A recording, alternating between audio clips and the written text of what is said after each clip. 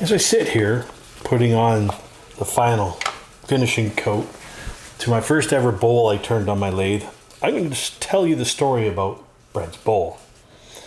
Back about 2.5 years ago, when I got this novel idea in my head that I wanted to start getting back into the hobby of woodworking. Down in the Kelowna area, there's a store called Lee Valley, and I fell in love with Lee Valley because they had a whole selection of tools. We have friends of my wife's family. They grew up together in the Yukon and went to school together, and we're best friends there. So Brent lives in the area, and so we one weekend decided to go down and spend a whole lot of money at Lee Valley, and we stayed with them. And Brent and the family, Christine and the kids, were gracious enough to host us. Brent spent a lot of time with shopping with me, and he got great fun out of spending my money. Anyways, it was a great weekend, and out of that weekend, I made the promise to Brent that the first bowl that comes off my lathe, buddy, is yours. Well, 2.5 years later, I wish it was a little sooner, but it wasn't. It's been a very joyous journey making this bowl. I've learned a lot. Enjoy the story and stay tuned and watch me create Brent's bowl.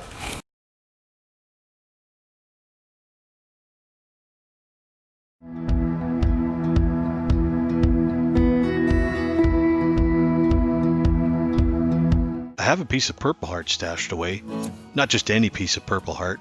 This is the last piece of Purple Heart from my local wood supply store. They say they will not be getting any more Purple Heart because it's getting rarer and expensive. So I figured Brent is worth cutting into my last piece of Purple Heart to make a square Brent bowl.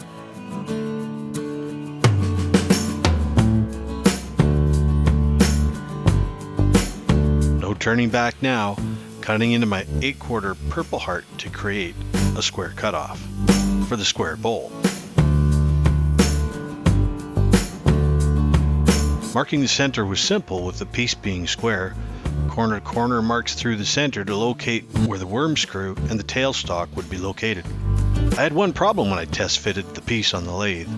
I measured the clearances from center point to an edge to keep it under the 13 inches of clearance I had, but forgot to figure in that the center point to a diagonal corner is going to be significantly longer than 13 inches. Oh well, I guess it will be a square lopped off corner bowl now. I got my blank, my square Purple Heart blank all mounted up in the chuck. I used a worm screw on the one-way chuck there, and got the tailstock all mounted up. This is going to kind of be a scary moment for me. It's kind of the first time that I've ever done anything like this on the lathe, as far as cutting a bowl goes, so it should be interesting. Wish me luck.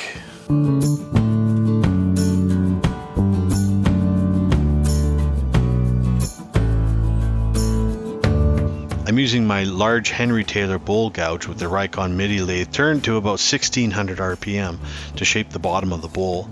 This seems to be the sweet spot for RPM as it runs the smoothest.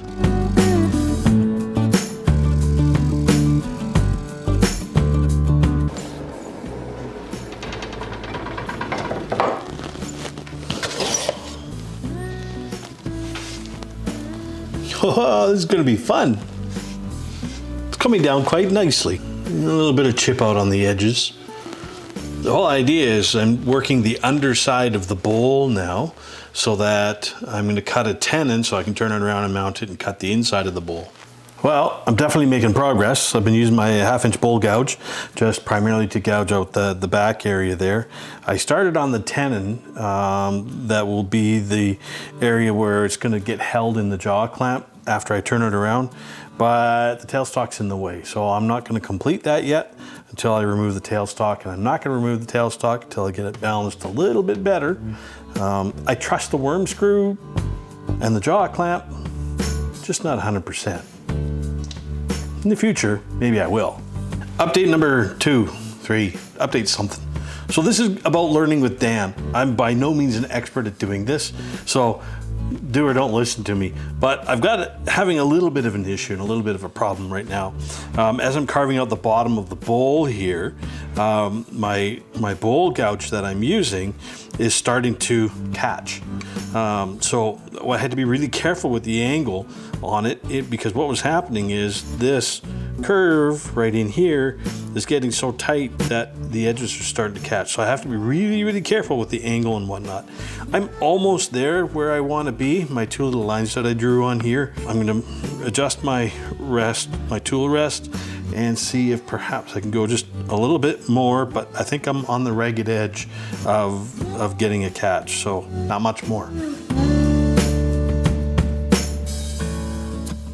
I finished with shaping the bottom of the bowl without much of a catching issue, so I've turned the tool rest around so I can access the top side of the bowl and begin curving the outer wings of the not so square Brent bowl. How about that, Brent?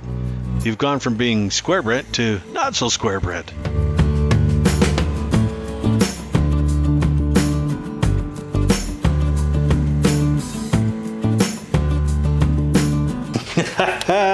Damn, that's it. I'm officially hooked on lathe work. This is so much fun. I've got this bowl, the backside's all turned out. Now I ended up using this nice rounded tip skew, I believe it's called. I don't even know what it's called, but it worked like hot damn. Look at that. I'm officially hooked on turning. The next thing I gotta do, and it kind of scares me, is that I took the tail stock away, and now I gotta cut with this parting chisel here, a little tenon groove in here so that I can turn this around and carve out the center of the bowl. I'm scared. Here we go.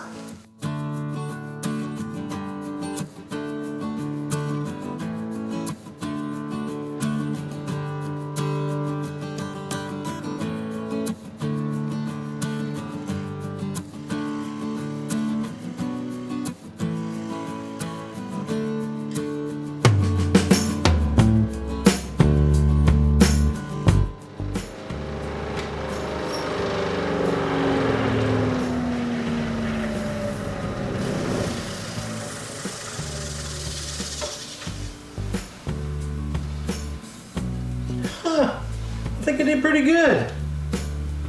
While I'm here, I may as well do some sanding. I carved a little foot in the bottom because I think that looks classy cool. So I'll do a little bit of sanding and then we can turn it around in the chuck.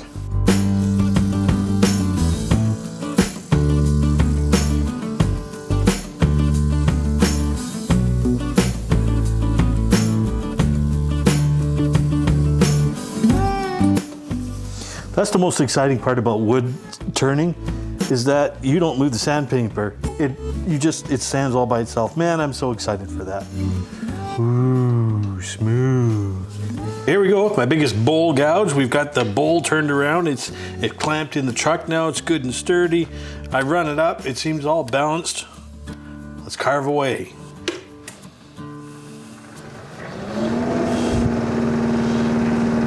Yeah, 1600 RPM, here we come.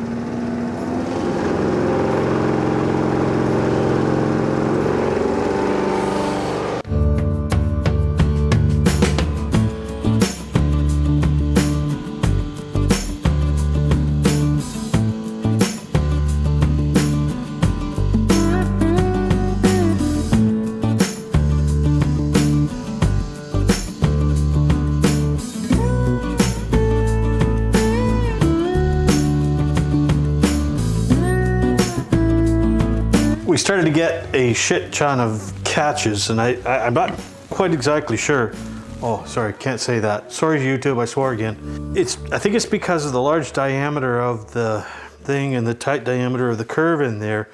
It was really hard to do some final gouging and not get catches. So I'm really close. I've still got lots of meat, but I think for a first attempt, it's good. I'm gonna sand it now, to heck with it.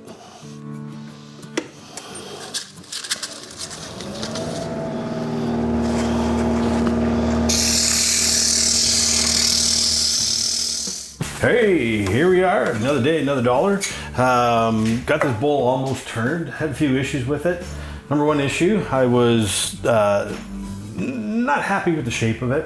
So instead of a bowl, we're gonna make it into a platter, and I'm gonna round over this edge a little bit.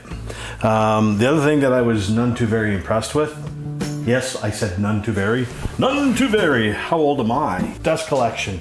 There ended up being fine purple dust over everything. It took me a whole entire day to get the shop semi-free of dust.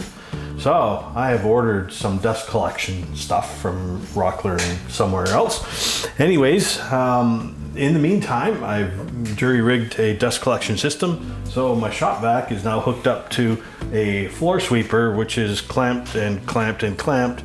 And hopefully I can collect at least some of the dust and shavings. But another video in the future, I'm gonna prototype and make and build something for this because it makes way too much dust and it's not currently hooked up into my dust system. So here we go. I'm gonna give this a little bit of a turn and get it to a better shape that I like a little better.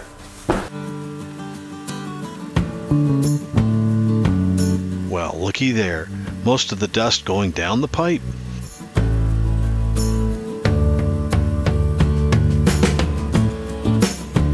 First attempt at the dust collection, it's okay. It's probably getting, oh, I don't know, maybe 60-70% of the dust, so I'm happy. One of the things that I didn't do very well right back at the beginning was, because this is a square bowl, I kind of forgot that the edges aren't going to get turned.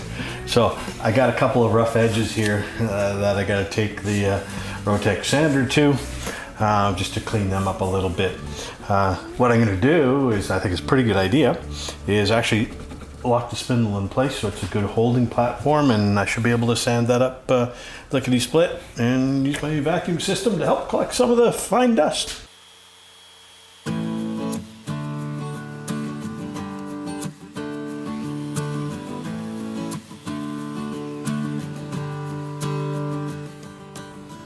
It worked beautifully, perfectly fine. It's great.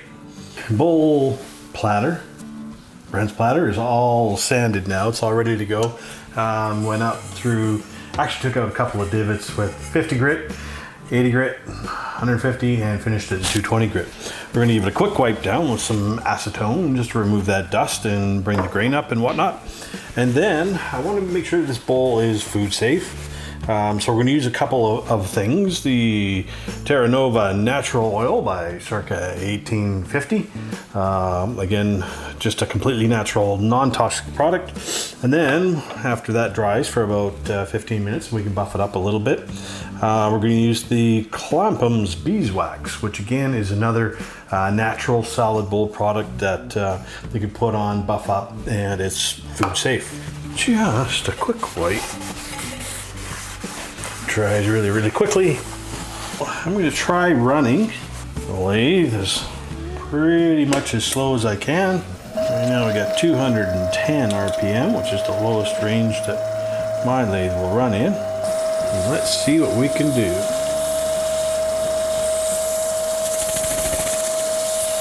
I like the looks of Purple Heart.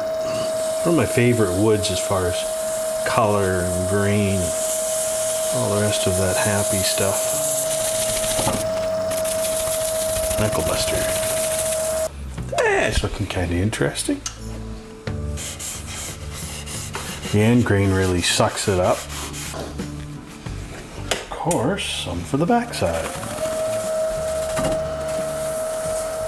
Because the backside's got to look pretty too. It's one thing I like about the lathe, man. Makes it easy to sand, easy to put the finishes on, easy to buff it up.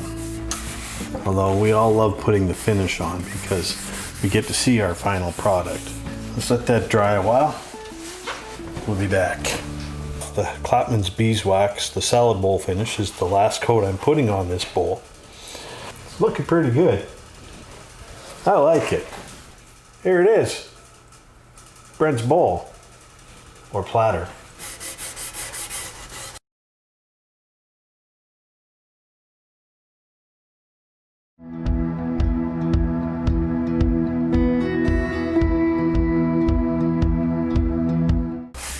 All the fun stuff that no woodworker has ever said. I love sanding. And because Dan's a klutz, we'll put the lid back on.